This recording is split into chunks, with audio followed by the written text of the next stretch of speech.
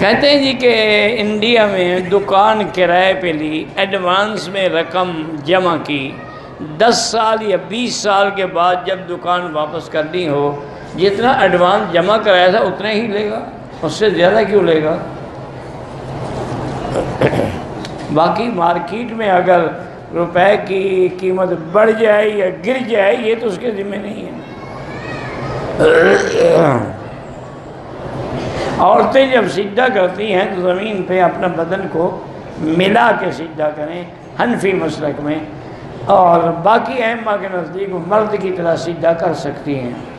ہم انڈیا میں ایک بکس رکھا ہوا ہے، اس میں صدقہ خیرات جمع کرتے ہیں، تو اگر کسی افسر کو رشوت دینی پڑے تو اس سے یہ صدقہ خیرات ہے، رشوت دینے کے لیے ہے؟ یہ کوئی مسئلہ ہے پوچھنے کا؟ رشوت دینے پہ لعنت ہے، لینے والے پہ لعنت ہے، دینے والے پہ لعنت ہے۔ بہرحال میری شادی کو 13 سال ہو گئے ہیں، اولاد نہیں ہے۔ بیوی کی یوٹرس میں رسولی تھی، وہ نکلوائی لیکن اب پھر ہو گئی ہے۔ اس کا وہی علاج ہے جو میں نے بتایا ہوا ہے پہلے بھی، کہ سورۃ النجم کی آخری آیت لیس لہا من دون اللہ کاشفہ، پانی پہ دم کریں، تیل پہ کریں، ان کی دواؤں پہ کریں، کریم پہ کریں، انشاءاللہ شفا دیں۔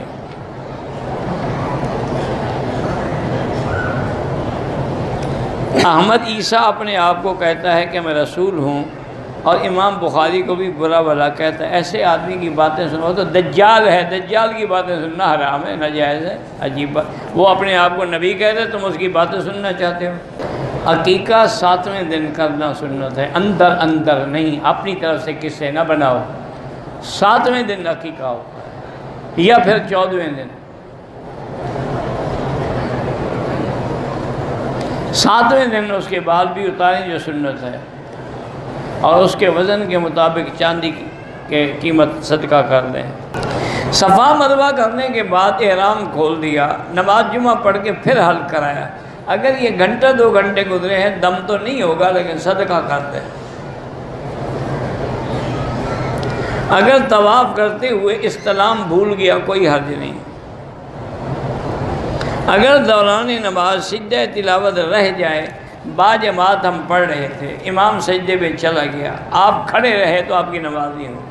اگر آپ رکوع میں چلے گئے پھر نماز ہو جائے۔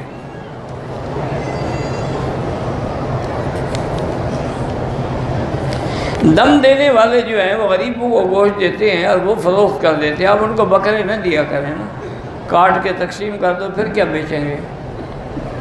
یا یہاں کے جو ادارے ہیں، جمعیات خیریہ ہیں، البرکہ ہے، الجمعیت الخیریہ ہے، شفا زمزم ہے، ان کو دے دیں، وہ کریں گے، تقسیم بھی کریں گے۔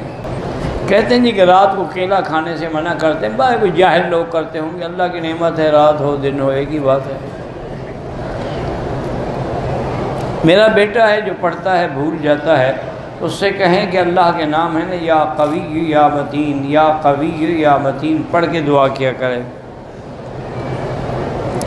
حضور پاک نے پوری زندگی مبارک میں نیچے چادر پہنی ہے، اوپر کرتا پہنا ہے، سر پہ ٹوپی مبارک اور ٹوپی کے اوپر امامہ باندھا ہے، کبھی صرف ٹوپی مبارک بھی پہنی ہے۔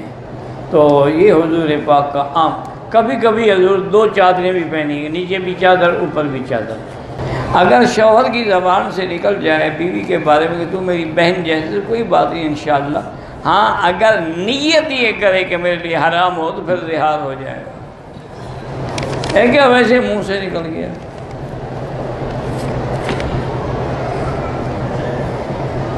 بھئی یہ 1000 دفعہ مسئلہ ہو چکا ہے کہ یہاں جو زوال سے پہلے 11:15 پہ اذان ہوتی ہے وہ اعلان ہے، تاکہ لوگ تیاری کر کے اللہ کے گھر مسجد میں آ سکیں۔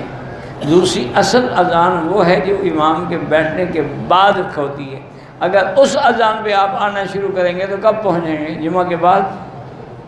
اس لیے جب آبادی بڑھ گئی تو حضرت عثمان نے یہ حکم جاری کیا، اور حضرت عثمان کا حکم جو ہے وہ سنت ہے۔ ہاں جنت البقیع میں لوگ جا کے قبروں پہ بیٹھ کے پڑھتے ہیں، وہ بھی درد ہے، آپ پڑھ کے ان کو ثواب بخشیں تو وہ جائز ہے۔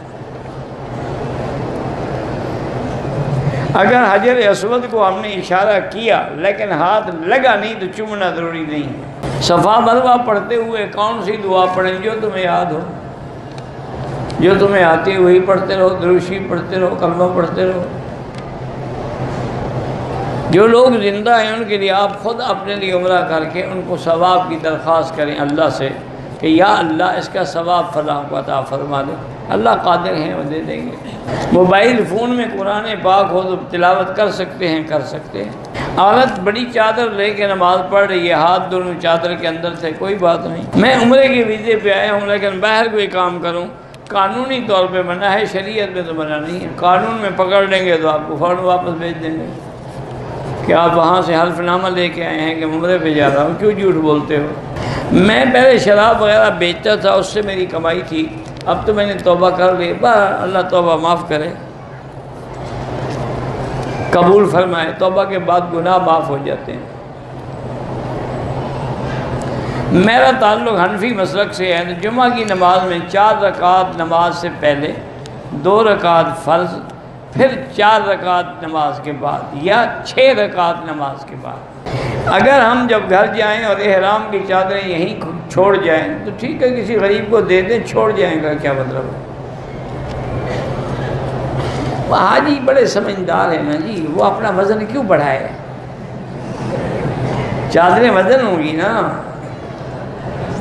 اس لیے نیکی کر رہا ہے بیچارہ، یہاں کسی کو دے دے گا۔ عصر اور ظہر کی نماز میں امام آہستہ تلاوت کرتے ہیں، حنفی مسلک میں مقتدی کچھ نہیں پڑھے گا، امام کا پڑھنا ہی کافی ہے۔ احرام کی حالت میں بس سے اتر رہا تھا، میرے سر پہ چوٹ لگی، خون بھی نکل آیا، کوئی بات نہیں۔ یہ لوگوں کے دماغ میں ایک غلط مسئلہ بیٹھا ہوا ہے جی، خون نکل آیا، دم نکل، دم پڑ گئے، اور خون بھی تیرا نکل آیا، سزا بھی تجھے ملے، یہ اچھا مسئلہ ہے شریعت کا۔ میرے ایک دوست ہے، اب مجھے نام بھول رہا ہے، وہ دل کے بڑے ڈاکٹر ہیں، وہ ایک دن وہاں میرے گھر میں آئے، میرا پوتا جو ہے نا اس کے دل میں سوراخ تھا، تو وہ اسی چیز کا ماہر ڈاکٹر تھا، تو وہ آئے تو کہا آج مجھے آپ بچہ دکھا دیں۔ میں نے کہا بچہ کیسے دیکھیں گے؟ اس نے کہا اس کی کوئی سی ڈی بنی ہوئی ہے۔ میں نے کہا ہے؟ انہوں نے کہا ایک تو سی ڈی دیکھ لوں گا، دوسرا میں خود بھی اسٹیتھوسکوپ رکھ کے اندازہ کر لوں گا، اتنی عرصہ جو ہو گیا ہمیں ڈاکٹری کر۔ باہر اس نے دیکھا، اس نے کہا الحمدللہ مکی صاحب یہ بہت ہی باریک ہے، اس کے کبھی آپریشن کا نہ سوچنا، آپریشن میں یہ سوراخ ملے گا ہی نہیں سرجن کو، اور گڑبڑ ہو جائے گی، یہ جب عمر اس کی زیادہ ہوگی نا الحمدللہ وہ خود بخود ٹھیک ہو جائے گا۔ تو بہرحال اس نے مجھے کہا جی یہ ساتھ میرے دوست ہیں ڈاکٹر ہیں، ان کو چوٹ لگی، خون نکل آیا، ایک مولوی صاحب نے بتایا کہ تم پر دم ہے۔ میں نے کہا ڈاکٹر صاحب وہ مولوی صاحب نے تو جو کہا سو کہا، یہ ڈاکٹر صاحب بھی پاگل ہیں، خون ان کا نکلا ہے، دم کیوں پڑ گیا؟ الٹا ان کو کچھ انعام دینا چاہیے کہ اللہ کے راستے میں اس کا خون نکلا ہے، سزا کیوں ملے اس کو؟ وہ بڑا خوش ہو، کہتے ہیں کہ آپ مسئلہ میرے دماغ میں بیٹھ گیا، ماشاءاللہ اللہ کی رحمت ہے۔ تو وہ میرا پوتا جو ہے نا الحمدللہ وہ خود بھی ڈاکٹر بن گیا اللہ کی رحمت سے، وہ سان ڈیاگو امریکہ سے پڑھ کے آیا ہے ماشاءاللہ۔ تو وہاں جا کر بھی اس نے دیکھا، نے کہا وہ ٹھیک ہو گیا تمہارا، تم جیسے ڈاکٹر صاحب نے کہا تھا آپ کو ٹھیک کہا تھا۔ انہوں نے کہا میں تو دادے پہ ناراض تھا کہ میرا آپریشن نہیں کرایا۔ انہوں نے کہا تمہاری بے وقوفی ہے، اگر کرانا ہوتا تو کراتے ہو، جب ضرورت ہی نہیں ہے تو کیوں کرائیں؟ تو اللہ سب بچوں کو دعا کریں شفا عطا فرمائے۔ اللہ پاک ہر بندے کے جو اولادیں ہیں، اولاد بڑا نازک مسئلہ ہے، اولادنا اقبادنا، اولاد جگر کا ٹکڑا ہوتی ہے، اولاد کا دکھ انسان سے برداشت نہیں ہوتا ہے۔ میرے والد صاحب رحمۃ اللہ علیہ سے حاجی قاسم مرحوم تھے، اللہ ان کی قبر پہ رحمت کرے، وہ سائیکل چلاتے تھے، والد صاحب اس کے پیچھے بیٹھتے تھے اور کسی کے پیچھے نہیں بیٹھتے۔ تو اس نے ایک دن پوچھا، اس نے کہا حضرت یہ بتائیں کہ اولاد کا کتنا بڑا مقام ہے والدین کے نزدیک؟ انہوں نے فرمایا عجیب آدمی ہو، اتنا عرصہ تم میرے ساتھ رہے ہو، اللہ کا نبی اولاد کے لیے روتے روتے آنکھیں دے بیٹھا تو اور کسی کی کیا طاقت ہے؟ حضرت یعقوب کس لیے رو رہے تھے؟ اسفا علی یوسف وابیضۃ من الحزن، اولاد تو ایسی چیز ہے جس کے لیے نبی بھی روتے۔ کہتے ہیں جی کہ یہاں پر مدینہ بوٹی یا نبی بوٹی اللہ عالم بھی اولاد ہوتی ہے نہیں، مجھے نہیں پتا، بہرحال کوئی بوٹی ہے، کوئی دوا ہے تو لے سکتے ہیں آپ، لیکن میں نہیں جانتا کہ کون سی اس میں کیا فائدے ہیں کیا نہیں